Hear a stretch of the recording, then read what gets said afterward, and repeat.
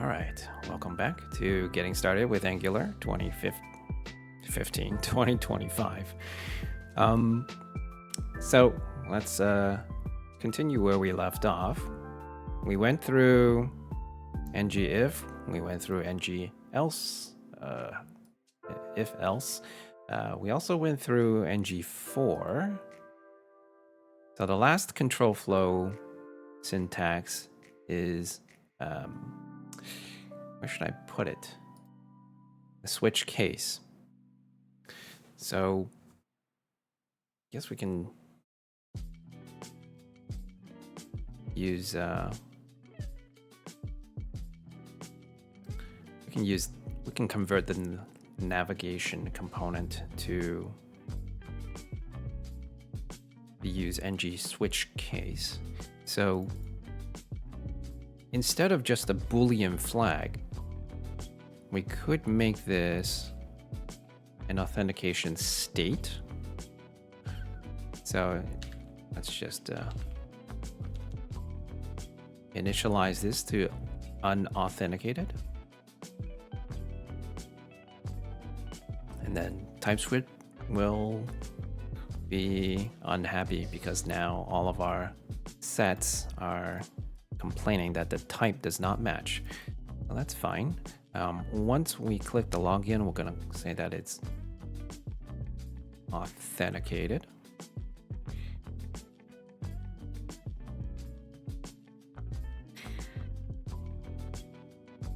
Ooh, let's update this this signal F2.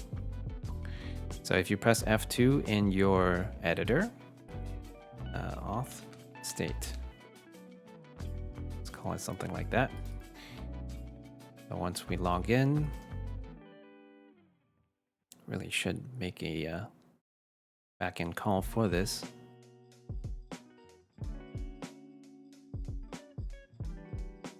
This .auth state.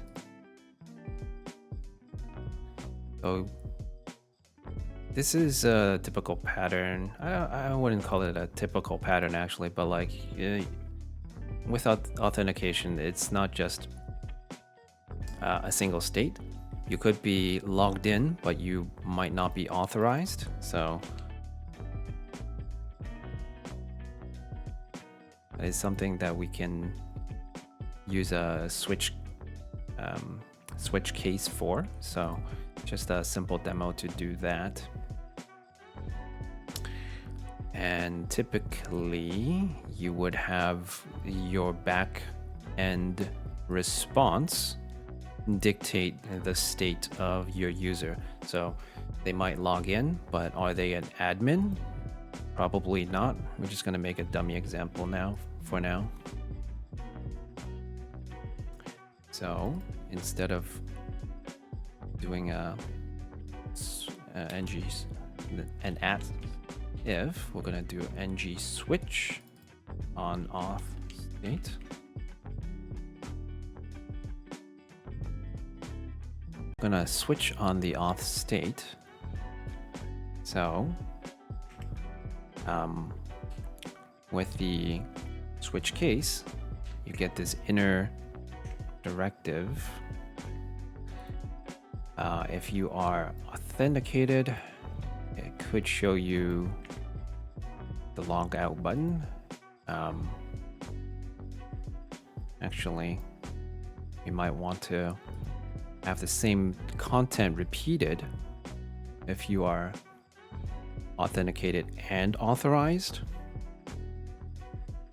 So we'll take a look at how to do this type of thing without creating a component. And then we can have an at case for the unauthenticated scenario, and just auto-completed there. So we have all three scenarios that we want to account for. And perhaps this one you have like a dashboard button or something. I'll take that for now, but I'm gonna rename this to dashboard, right? And then you can have a go to dashboard.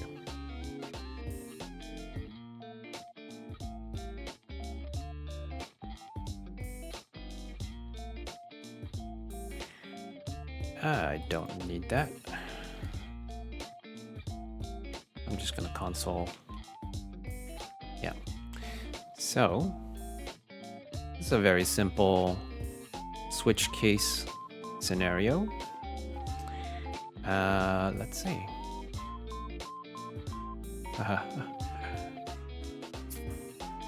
Yeah, there's some considerations we could probably do ahead of time.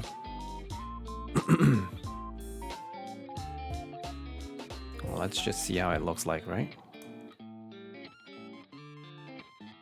I need to actually create the button to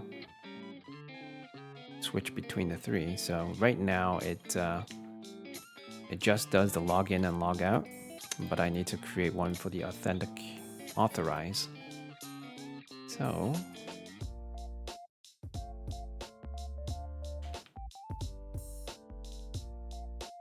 it's just for demo purposes. It's not gonna look pretty down here, but whatever. So we want to authorize. There we go.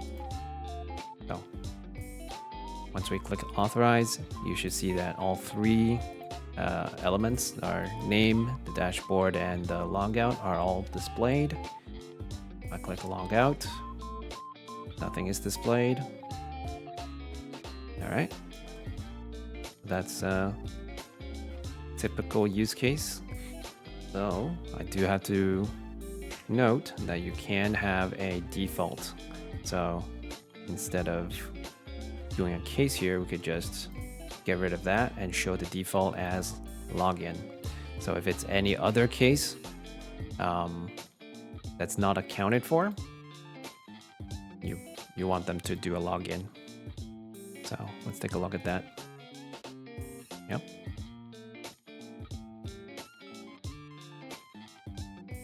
Yeah, that doesn't do anything right now except the console log. So, all right.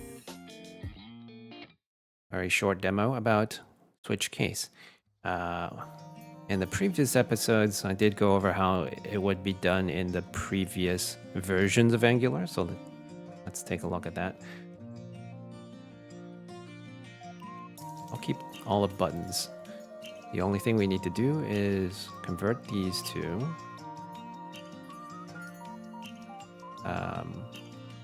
let's just comment out the lines one by one. ng container, ngSwitch. Oh.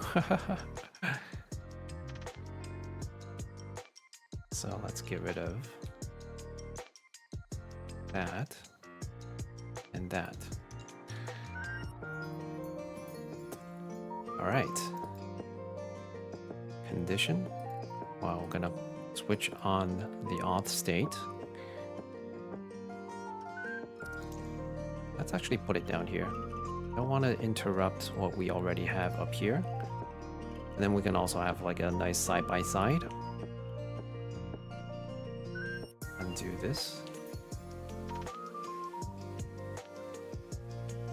And I like to collapse these. They do get quite long when all the attributes are split out, so just use the tools that are available to you to make your life a little simpler. If it's a little cluttered, well, just collapse it. You don't have to see all of it all the time. All right, switch case. Well, should be simple authenticated.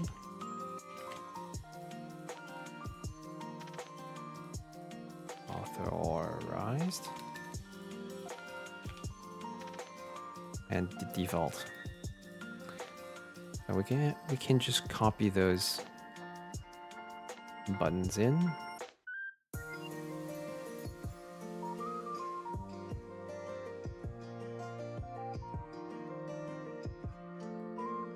Notice how everything is formatting perfectly after I just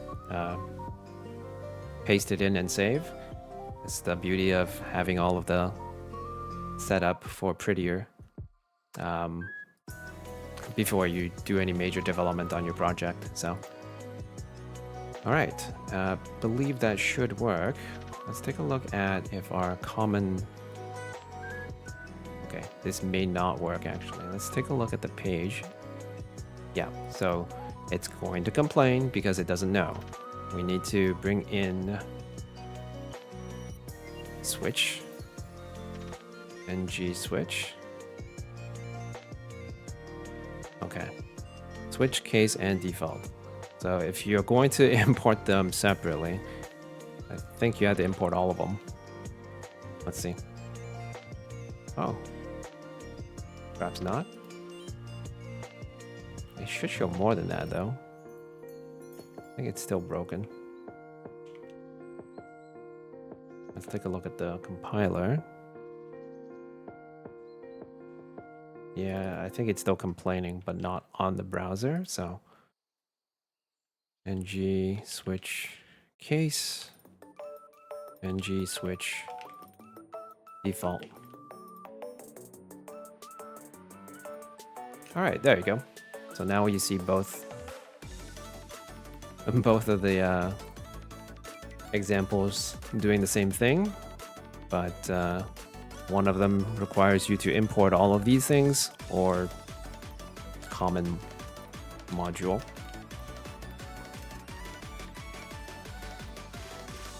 So that should work as well. Now,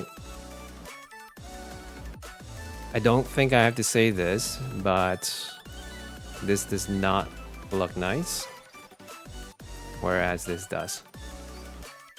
Here you're creating a bunch of divs around everything. I mean, you could convert them into ng containers to not create divs, but that's a lot of letters to convert. Like it's just extra steps to do the same thing. So I'm just gonna get rid of this. Actually, I do want to try one thing. So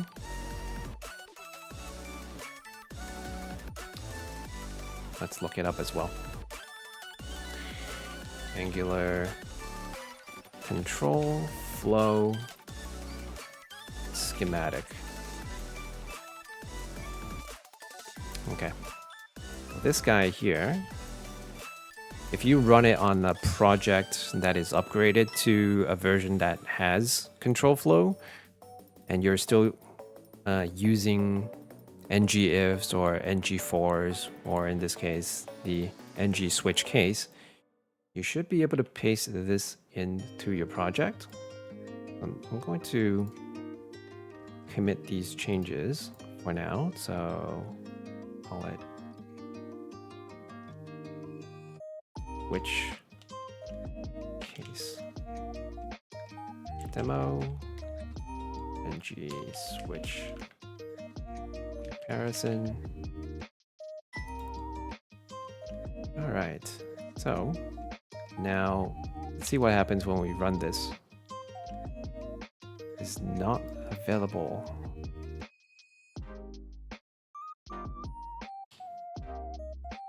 See what happens. Dang. Is there an NX variant?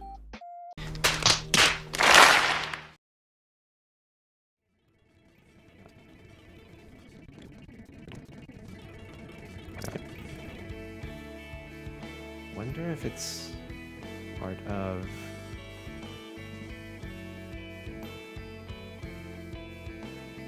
migrate.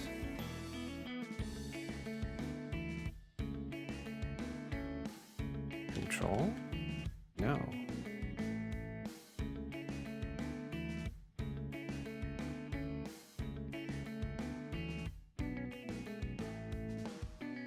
generate, right? Control flow migration. Okay, so I can find it in NX console, which is nice. And it just... Does it have a... Does it have a dry run feature? I think it does. Format does not match.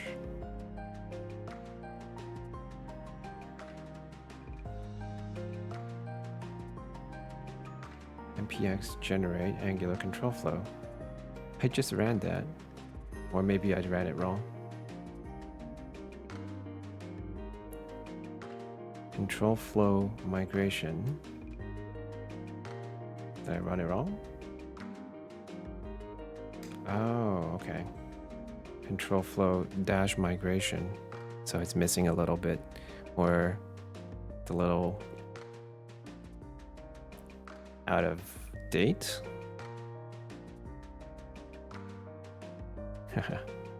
It's not my fault, it's their fault. All right. So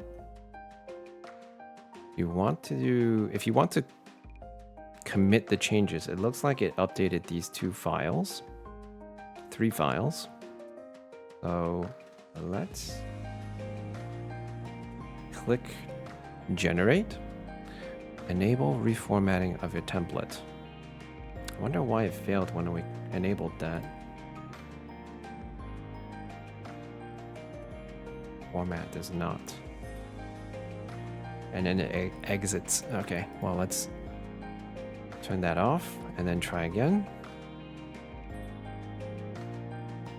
I'm expecting to see the 4 changes. So let's see what happens. Okay. So in this first file, it looks like it messed up a bunch of formatting. Oh boy. But we do see that it is converting the ng container to the ng container if to @if, and the ng4 to an @4. Okay. And it even did the else condition here. That's nice. But as you can see, the @empty should replace all of this. So what else? It went ahead and removed the common modules, which is nice. Don't want to clutter it up.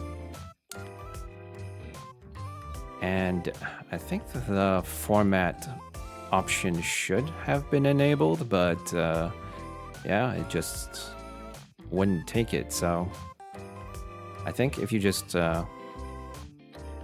went back through these files and just did a manual save, it should look okay. And it should look exactly like what we had in the other block.